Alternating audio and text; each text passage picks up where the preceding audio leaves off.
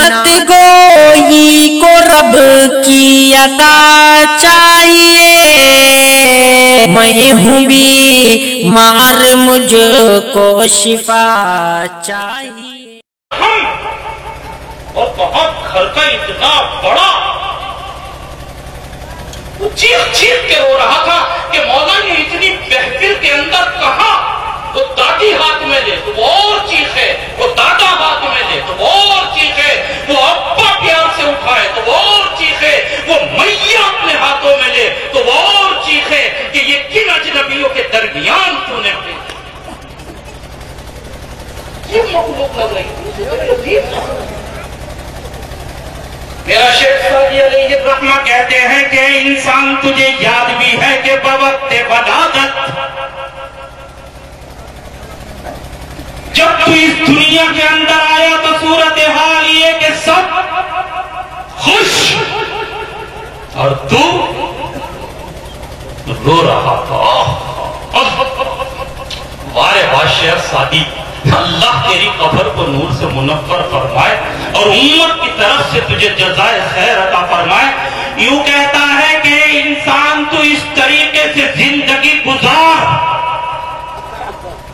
اللہ مجھے اور آپ کو عمل کی توفیق عطا فرمائے۔ کیا کہہ رہا ہے؟ یہ کہہ رہا ہے کہ تو اس طریقے سے زندگی گزار، اگر میری آواز میری مائی تک، اگر میری آواز میری اسلامی بہنوں تک، تو وہ نوٹ کریں اور اس بات کو لکھیں، کاغذ و قلم پر نہیں، اپنے دل کی تختی کے اوپر لکھیں۔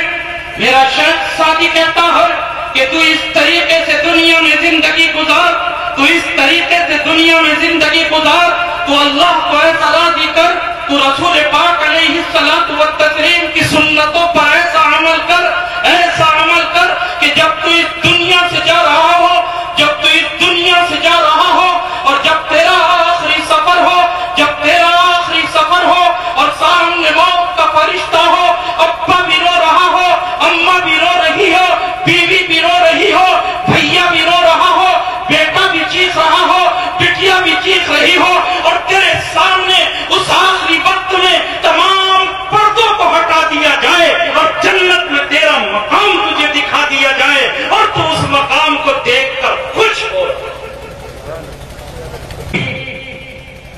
یسر اللہ حتفہ،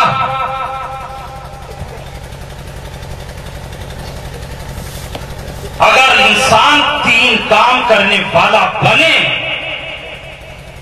تو سب سے پہلی چیز تو بھیا یہ ہے کہ اللہ موت کا معاملہ آسان فرماتا ہے۔ بتاؤ اس سے سستا سودا اور کیا بتاؤ؟ کتنے کام بھائی؟ اب تو ابھی تو آپ سب بول رہے تھے، اب ہم بلوا رہے تھے، کوئی بول رہے نہیں یار نہیں، کتنے کام؟ ہم ایسے نہیں سمجھ میں آتا، انگلی اٹھا کے کہو، اب پتہ چلا۔ اور موت کا معاملہ کیا ہو جائے گا؟ آسان۔ اس سے سستا سودا اور کہاں سے ملے گا؟ اور دوسرا انعام کیا؟ چلو جلدی سے وہ بھی سنو، پھر تین باتیں بتاؤں، بڑی تیزی سے گزر رہا۔ دوسرا انعام بتاؤں، ادخلہ جنہ، اور جو اپنے اندر تین کام پیدا کر لے تو فرمایا کملی والے علیہ الصلوۃ والتسلیم نے کہ پروردگار عالم دوسرا انعام یہ، پہلا انعام تو موت کی آسانی اور دوسرا انعام یہ کہ اللہ اس کو جنت والا بنا۔ اب بتاؤ بیٹھے بٹھائے تین کام کرو جنت میں چلے جاؤ، اس سے سستا اور کیا؟ اللہ مجھے اور آپ کو عمل والا بنا۔ آمین۔ اور تین باتیں تو سن تو آمین کہتی، آپ نے تو پہلے ہی پہلے یہ تو سنو تین کام۔ پہلا کام بتایا رفق بالضعیف،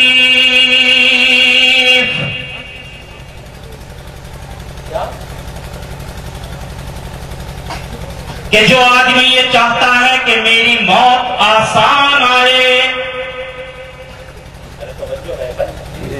اور جو یہ چاہتا ہے کہ میں جنت والا بن جاؤں، ارے اور نماز پڑھنے والوں سنو سنو،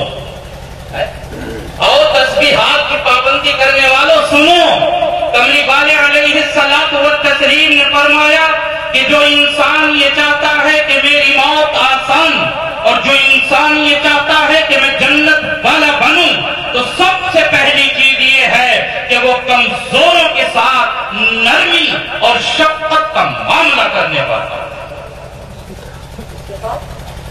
کمزور طاقت والے کے سامنے تو سب جھکتے ہیں۔ یہ جو بابو جی غصہ ہوتا ہے نا، غصہ ایم اے پاس ہوتا ہے، ایم اے پاس ایسے ہی بے وقوف نہیں ہوتا، بہت سمجھدار ہوتا۔ اگر یہ دیکھتا ہے کہ سامنے والا زبر، اگر یہ دیکھتا ہے کہ سامنے والے کا لٹ مضبوط، اگر یہ دیکھتا ہے کہ سامنے والا طاقتور، پھر بھی غصہ آتا۔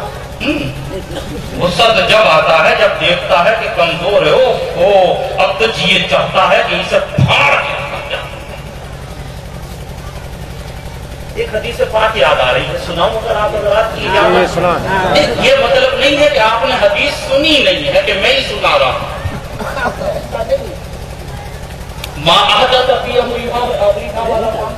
آپ نے سنی ہے حدیث، میں تو صرف اس کی طرف رخ اور آپ کی توجہ کیا تاجدار مدینہ علیہ الصلوۃ والتسلیم کا دربار سجا ہوا، ایک عاشق رسول صلی اللہ علیہ وآلہ وسلم آپ کے پیارے صحابی آپ سے آ کر سوال کرتے ہیں، وہ سوال سنو اور میرے کملی والے علیہ الصلوۃ والتسلیم کا فتویٰ بھی سنو۔ کس کا فتویٰ؟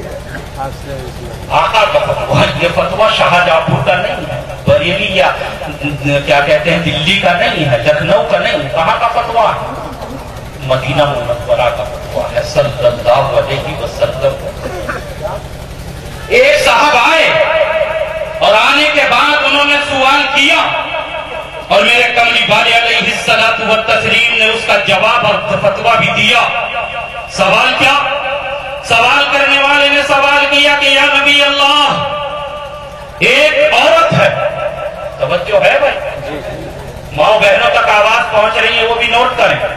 کہا کہ اے اللہ کے نبی علیہ الصلوۃ والتسلیم، ایک عورت ہے، فرائض بھی ادا کرتی ہے، نوافل کی کثرت بھی ہے، رات شام کو جاؤ تو تسبیح، رمضان کے روزے بھی رکھتی ہے اور سال میں بکثرت روزے رکھتی رہتی ہے، ہاں اللہ اللہ کرنے میں بھی سب سے آگے ہے۔ اب یہ دعا، اب اس کا ختم، اب اس کا ختم، اب یہ ختم، اب وہ ختم۔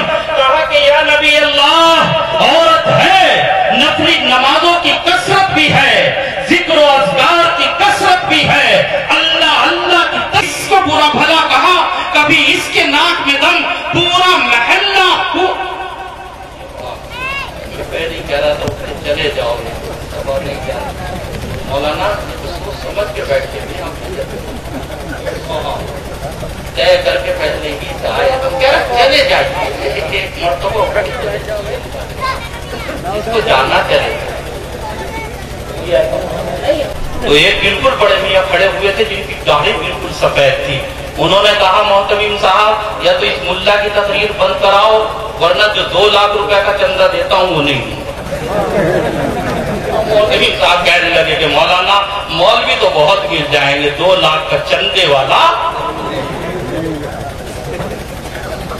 کیا عرض کر رہا تھا کہ اللہ کے نبی علیہ الصلوۃ والتسلیم کی محفل ہے اور اس محفل کے اندر یہ سوال کیا گیا کہ یا نبی اللہ، ایک عورت نوافل کی کثرت، ذکر و اذکار بھی بہت، قسم خدائے پاک کی بات کہی، کچھ لوگوں کو تو اچھال آ جائے گا، اچھال جب میں یہ کہہ دوں کہ مسجد میں دیکھو تو قرآن کی تلاوت بھی بہت، دین کی بات دیکھو تو دین کی باتوں میں سب سے آگے آگے نظر آتا۔ کہا کہ یا نبی اللہ، لیکن اسی کے ساتھ ساتھ یہ ہے کہ گالی بھی، غیبت بھی ہے، چغلی بھی ہے، برا بھلا کہنا بھی ہے، اور یا نبی اللہ پڑوسیوں کو ستانا بھی ہے۔ بتائیے ایسی عورت کا کیا حکم ہے؟ میرے کملی والے علیہ الصلوۃ والتسلیم نے ارشاد فرمایا فہی فی النار، آؤ یہ کملی والے کا فتویٰ ہے، میرا یا آپ کا فتویٰ نہیں۔ آپ نے فرمایا کہ ایسی عورت جہنم میں۔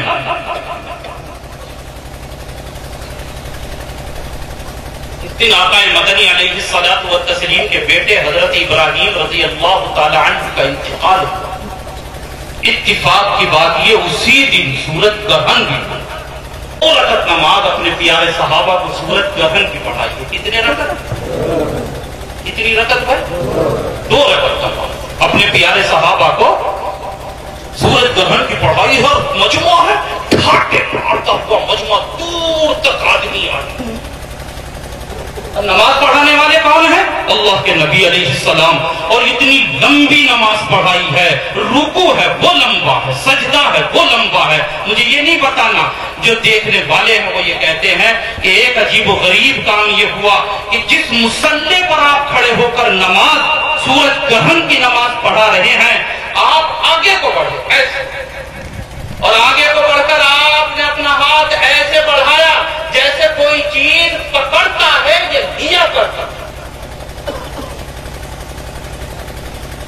اور پھر ایک دم اس مسلے سے پیچھے کو ہٹے، پیچھے جیسے کسی چیز سے بچنے کے لیے آدمی ایک دم پیچھے کو بھاگتا، اور پھر اپنی جگہ کھڑے ہو گئے اور نماز مکمل۔ گرہن کی نماز جب نماز سے فارغ ہوئے تو معلوم کرنے والے اس شاطر صحابہ نے معلوم کیا کہ یا نبی اللہ صلی اللہ علیہ وسلم، آج ہم نے نماز کے اندر ایک ایسا عمل دیکھا کہ اس سے پہلے کبھی نہ دیکھا۔ کہا کہ او میرے صحابہ، جس چیز کو میں تم سے بتایا کرتا تھا آج رب نے نماز کے اندر وہ مجھ کو دکھا دیا۔ جس چیز کو میں یعنی جہنم کی، اور ایک وقت وہ تھا جب تم نے یہ دیکھا کہ میں نے مصلی سے آگے کو قدم بڑھایا تو میرے درمیان اور سامنے سے تمام پردے ہٹا دیے گئے، اور جنت کے باغ اور جنت کے انگور اور جنت کی نعمتیں میرے سامنے آ گئی۔ تو میں نے ہاتھ بڑھا کر یہ چاہا کہ جنت کا انگور کا ایک خوشہ اور ایک گچھا توڑ لوں تاکہ او صحابہ میں اس دنیا میں رہتے ہوئے تم کو وہ جنت کے انگور کھلا دوں۔ دفعتاً میرے دل میں یہ خیال آیا کہ اگر اس طریقے سے انگور جنت کے توڑ لیے گئے تو کہیں ایسا نہ ہو کہ لوگ فتنے میں مبتلا ہو۔ پھر ایک دم میرے سامنے جہنم کو پیش کیا گیا، اور جب جہنم میرے سامنے آئی تو اس کی تپش اور اس کی لپٹیں اور اس کی گرمی سے بچنے کے لیے میں پیچھے کو ہٹا، اور پھر آپ نے یہ فرمایا کہ میں نے اس جہنم کے اندر بہت کچھ دیکھا لیکن ایک بڈھا دیکھا اور ایک عورت دیکھی۔ کون کون دیکھے بھائی؟ ایک بڈھا، یہ بڈھے کو نہیں بتاؤں گا، وہ بتاؤں گا تو لمبی ہوگی۔ اس وقت اس عورت کی بات بتانی، کیا کہا آپ نے؟ کہ میں نے جہنم کے اندر بہت کچھ دیکھا لیکن ایک بڈھا بھی دیکھا اور ایک عورت کی سنیے کہ عورت کون؟ کہا کہ وہ عورت میں نے جہنم کے اندر دیکھی ہے۔ نوجوانوں کچھ غور کر رہے ہیں یا نہیں کر رہے ہیں؟ میں نے وہ عورت جہنم کے اندر دیکھی ہے کہ جس نے ایک بلی کو پالا تھا، نہ تو اسے کھانے کے لیے دیتی تھی نہ اس کو آزادی ہی دیا کرتی تھی کہ وہ اپنے آپ نکلے اور زمین سے حشرات الارض کو پکڑ کر اپنے پیٹ کی آگ کو بجھائے۔ الغرض وہ بلی بندھے بدھے بھوک سے تڑپ تڑپ کر ایسے ہی اس کا انتقال ہو گیا اور وہ مر گئی۔ کہا کہ ایک بلی کو ستانے کی بنیاد پر، ایک بلی کو ستانے کی بنیاد پر میں نے اس عورت کو جہنم کے اندر دیکھا۔ اور کیا کر رہا تھا بھائی، یاد ہے کسی کو؟ بھائی آپ تو بہت بول رہے تھے، ہم سوچ رہے تھے ساتھ دیں گے آپ آگے۔ ارے سوال کیا یا نہیں کیا کہ یا نبی اللہ، نفلیں تو بہت ہیں لیکن ساتھ ساتھ میں زبان میں تیزی ایسی ہے کہ دلوں کو کتر آتا ہے کہ اس عورت کے بارے میں کیا حکم ہے. میرے کملی والے علیہ الصلوۃ والتسلیم نے ارشاد فرمایا فہی فی النار. وہ میرے صحابہ وہ عورت جہنم میں ہے. دوسرا سوال کیا کیا؟ دوسرا سوال یہ کیا کہ یا نبی اللہ ایک اور عورت ہے فرائض کی تو پابندی یاد رکھیے بغیر فرض اور بغیر واجبات کے ادا کیے ہوئے اللہ کے دربار میں قبولیت اس کا تصور بھی نہیں ہو سکتا ہے. اس کا تصور بھی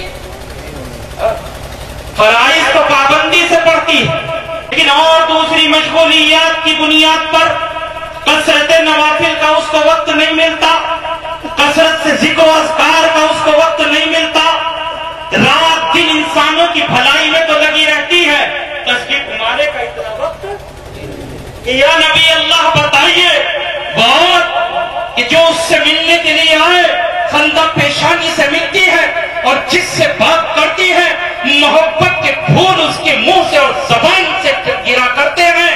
یہ اللہ کے نبی علیہ الصلوۃ والتسلیم بتائیے کہ اس عورت کا حکم کیا ہے کہ جو فرائض اور واجبات کی پابندی کے بعد کثرت سے نوافل نہ پڑتی ہو, کثرت سے ذکر و اذکار کے اندر مبتلا نہ ہو, البتہ اچھے اخلاق والی ہو, بہترین اس کے اخلاق ہو, طبیعت کے اندر اس کی نرمی ہو, طبیعت کے اندر اس کی آسانی ہو. آپ نے فرمایا فہی فی الجنہ, وہ عورت جنتی ہے اور جنت میں جانے والی. اگر آپ اس حدیث کی بنیاد پر مجھے یہ کہنے کی اجازت دے تو یہ فقیر یہ کہتا چلے کہ جب تک آدمی کے اخلاق صحیح نہ ہو, اس کے اخلاق کے اندر